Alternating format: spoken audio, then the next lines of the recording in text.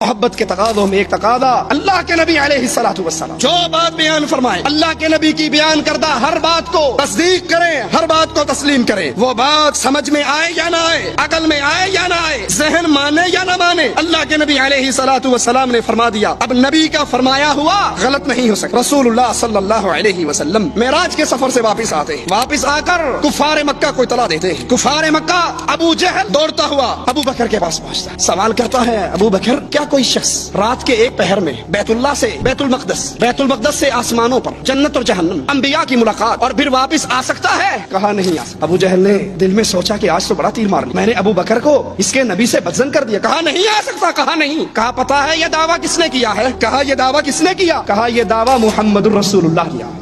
صدیق اکبر کہتے ہیں اے ابو جہل کیا تو نے میرے آقا سے سنا ہے؟ کہا ہاں میں نے سنا ہے۔ اس نے کہا ہے میں رات کے ایک پہر میں یہ کام کر کے آیا۔ کہا اللہ کی قسم محمد سچ کہتے ہیں صلی اللہ علیہ وسلم۔ کہا ابو بکر کیا عقل مانتی ہے سچی محبت کا تقاضا عقل مانتی ہے؟ کہا عقل مانے یا نہ مانے ابو بکر کا ایمان مانتا ہے، محمد کی زبان سے جھوٹ نہیں نکل سکتا صلی اللہ علیہ وسلم۔